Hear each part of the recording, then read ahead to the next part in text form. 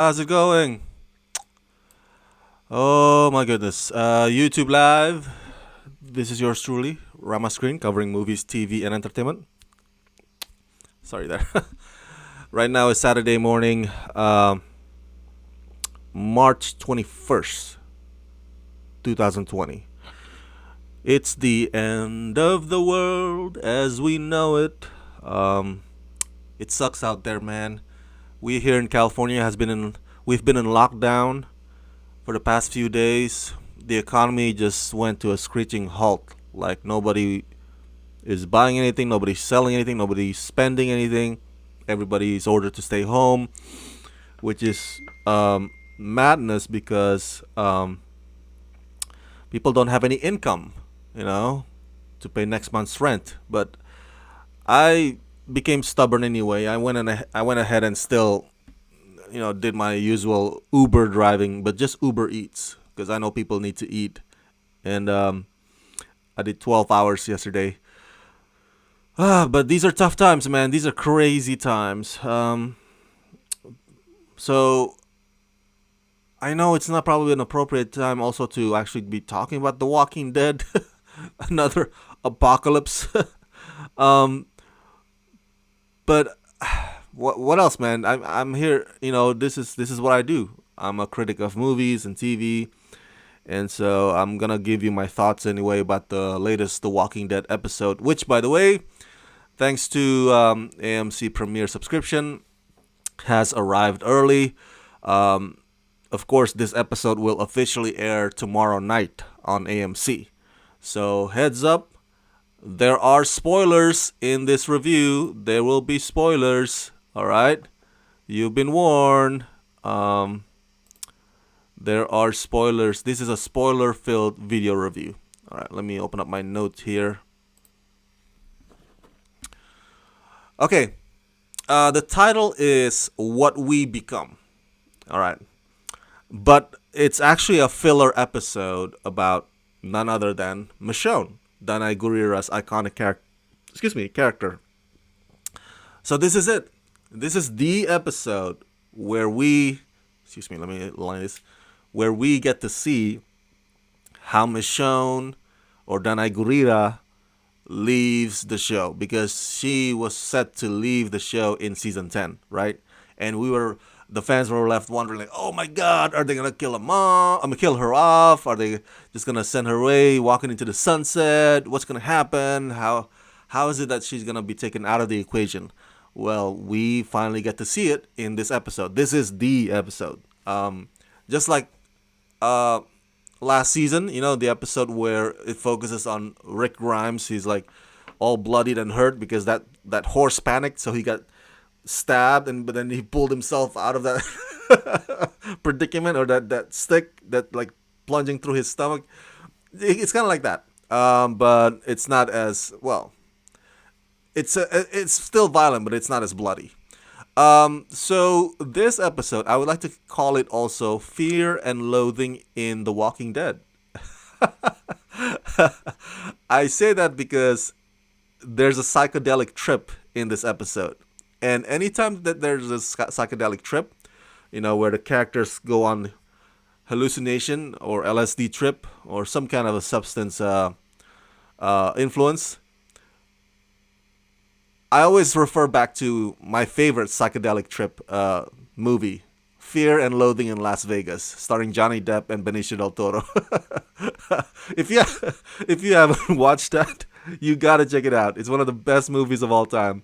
Johnny Depp plays Gonzo, Hunter Thompson journalist, and they're just like getting high all the freaking time.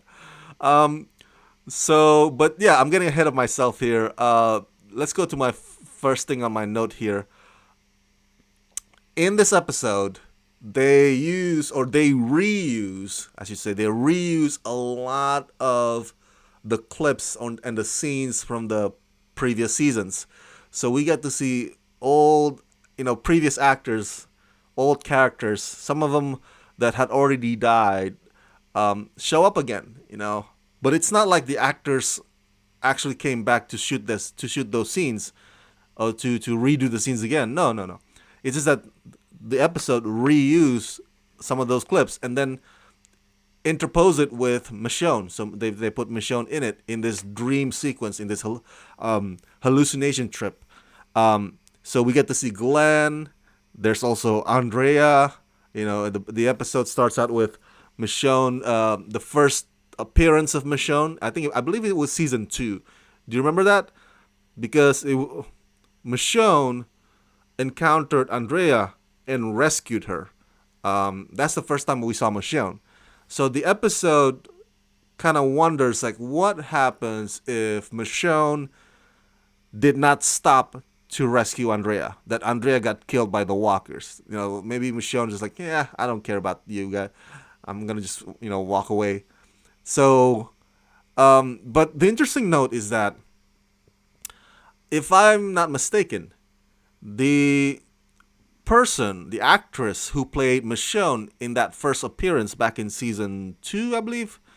Again, double check for me if I get it wrong. But the actress who played Michonne in that clip, the first appearance of Michonne rescuing Andrea years ago, that was not Danai Gurira. That was some other actress, and we get to only see her from slightly a distance. And of course, she had her hoodie on, and so we don't really get to see the face clearly. Of course, she had the two brothers by her side, the walkers. But that was not Danai Gurira. Danai Gurira, joined the cast, in the next season, I guess, or in the next episode. So that's interesting, fun fact. But yeah, the episode starts out like, okay, what if Michonne did not stop to rescue Andrea, which is already eerie. It's like, oh my god, are we going into alternate reality mode? But in a way, we kind of did in this episode, through the hallucination trip. But immediately the episode turns into, of course, or picks up where Michonne left off, which I gotta be honest with you, I completely had forgotten about that. We had gone through so many episodes of Alexandria and Hilltop fighting the Whisperers, so much so that, oh my god, I forgot that Michonne was on that boat with Virgil, on the way to the military-based island. I was like, it was like, whew. And I remember when that episode. Do you remember when she left with Virgil on the boat? They went away, and we got to see the boat sailing off into to the horizon. We thought that was the last time that we would ever see Michonne, until of course they announced it later on. It's like, oh no, you'll see Michonne in season 10. So it picked up right there. So they got to the military-based island, and of course Virgil wanted Michonne, especially Michonne's sword fighting skills, to help him find his family. And then sadly, the family already died, became the undead. And then the whole time, that sequence happened in this episode, I was like, something's fishy here. Virgil is shady as hell. Like, he's up to something, man. It's up to no good. You can just feel it in your bones. There's something wrong with this guy. And bam, just like that, he locks up Michonne in this episode, and that's when he feeds Michonne this psychedelic trip that Michonne rides on. My comment about the psychedelic trip, it's awesome, right? I'm a big fan of psychedelic trip in any movie or show, in healthy dose. I don't want it like extended too long. But for this filler episode focusing on Michonne, it fits well. It kind of, it's a great vehicle. How I should say, an engine, as you say. Well, anyway, it's a great strategy to address some of Michonne's existential philosophical stuff, and there's a lot of it in this episode. Of course, The Walking Dead is riddled with existential philosophical stuff every now and then, but this time it really focuses on Michonne as we see where she stands, what her purpose is, and what would happen if her story has been different. If she hadn't joined Rick, what happened if she had joined the Saviors instead? So there's a fascinating scene when she, that iconic scene where Negan bashes Abraham Ford and Glenn's heads. Uh, this time it's Michonne who's holding the bat. It's just so cool. It's just it like, and the island itself. The island reminds me of Lost. You remember Lost, right? Lost is one of the best shows of the previous decade.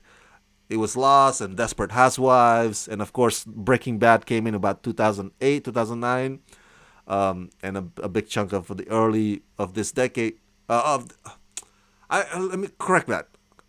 Let me correct myself. Lost is one of the best shows, not in the previous decade, but the decade prior to that, in the 2000s. All right, um, that and Desperate Housewives, and then Breaking Bad comes in. So the island has a lot of mysteries, so many questions, characters that don't mean what they say. They have agenda of their own, and they can backstab you at any time. So that's how I feel about this military based island. um, Even the guys that Michonne ends up rescuing from Virgil in this episode, I'm like, I would keep my distance from them if I were if I were Michonne, because you don't know their story. You don't know uh, what goes through their heads. You don't know if they have any mean intentions. Um, but yeah, back to the psychedelic trip. Oh, fascinating. There's even a shot of Satik. I used to call him Sahid for whatever reason, but the name is Satik, Rosita's baby daddy. He shows up as a ghost. He's like, Michonne, you were supposed to protect us. You let us down. I died. Where were you? It's like, oh, and then it just really messes with Michonne's psyche, man. I did my best. I did my best. And that whole scene of Satik with Michonne, for that one brief moment, it looked and felt like an onstage performance art. Have you been to a theater play performance art where there's no bells and whistles around it, just like two characters in agony, in anguish?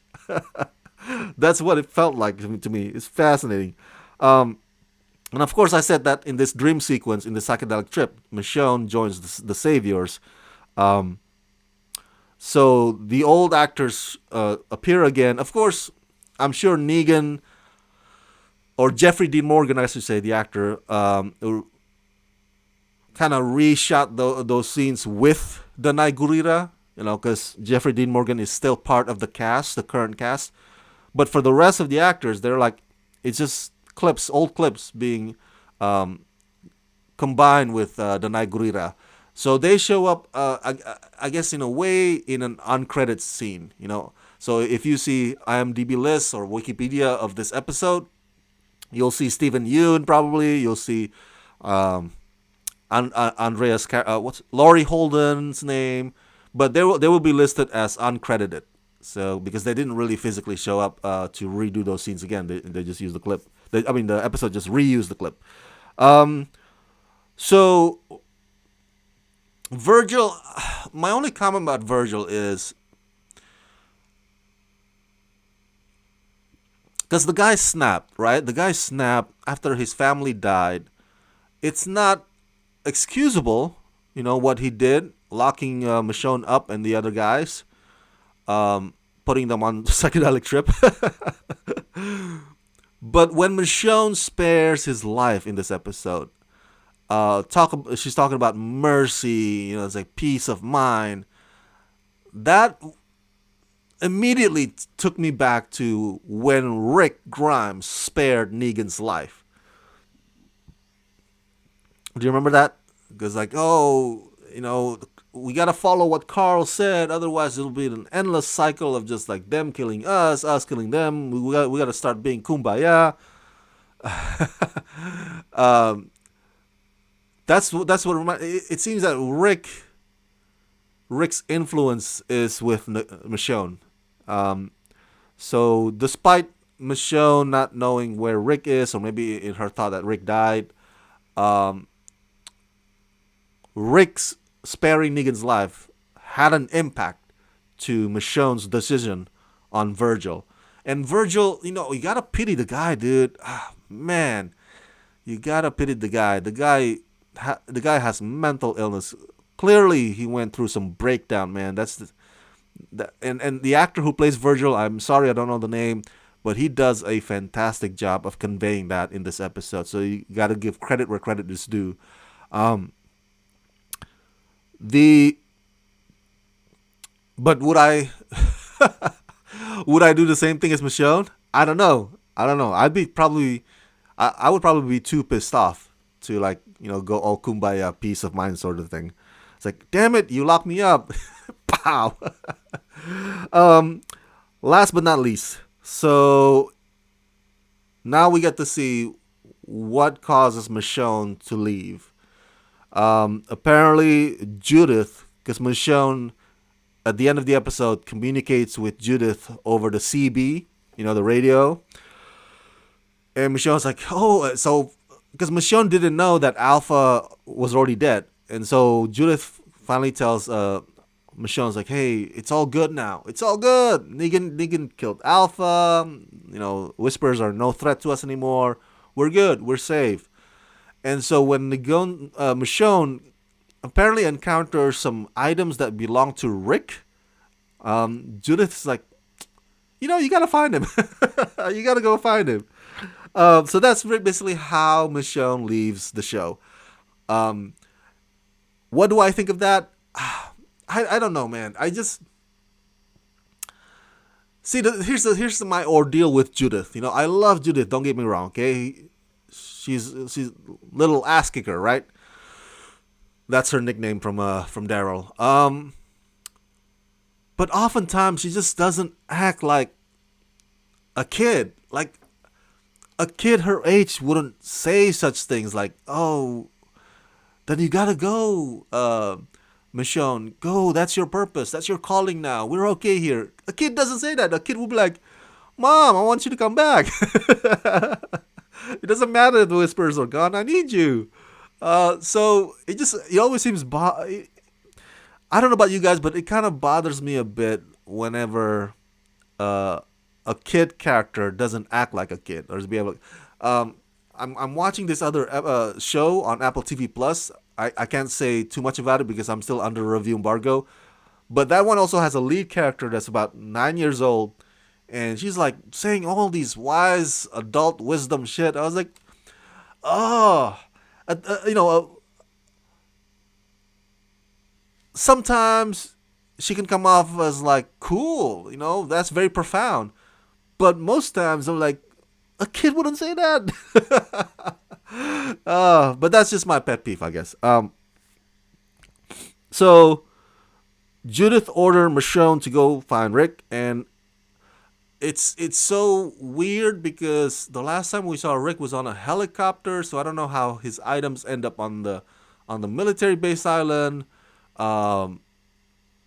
It's just weird, man. But then now here's the thing: if you recalled, they were supposed to make a trilogy TV movie about Rick Grimes, where he ends up. But now with the coronavirus and the whole pandemic that we're having right now, I don't know if they're gonna be able to start production on that. I mean, AMC recently pushed back The Walking Dead Beyond, the third Walking Dead spin-off series because of all this um, craziness that we're having right now. So I was like, so the basically the show wants you to have it in your thought that, oh, Michonne goes off to find Rick, so I guess Michonne's gonna be on that project that Rick's gonna show up again. Yeah, if they ever make that, But here's the thing: at least they didn't kill off Michonne. At least we had that. I would rather I would rather have this Judith not acting like a kid, ordering Michonne to go. Like, fine, be a vagabond. I would rather have that than Michonne getting bitten by walkers and dying. So, what'd you guys think? What'd you guys think about this episode? What'd you guys think about how they send off Danai Gurira aka Michonne. Again, this episode will air tomorrow night, so go watch it tomorrow night. Don't watch this review yet until you've watched the episode. So go watch the episode and then come back to watch this review, and then let me know whether or not you agree with my assessment of it, with how I break it down. But overall, um, I think it's fantastic. I think it's a solid way of sending her off, at least in my opinion. I'm glad that she didn't die or she didn't get killed off. Um, and it leaves us with a promise that maybe someday Danai Gurira might come back again. Like I mentioned last week, between Maggie and Michonne, I think people are gonna be missing people are gonna be missing Michonne more. You know, Maggie coming back will be like, oh well, whatever. But when Michonne comes back, whenever that is, it's gonna be a big deal. It's gonna be like a buzz, you know, unless the world is ending as we know it. So yeah, that's it. Those are the notes that I have about today's episode. So serene. By the way, the music is so Vivaldi-like. It's so classical music. At one point, it turned into sounding like Requiem for a Dream. It's like classical music during the psychedelic trip, and of course during the emotional scene with Judith, talking over the CB, Vivaldi stuff. So that's it. Share your thoughts in the comment section below after you watch the episode. Let me know what you think of it. Okay. As always, subscribe to my channel, press that like button, ring that bell, and if you can help support me, please do so at patreon.com/ramascreen. That's patreon.com/ramascreen. Let's rock this.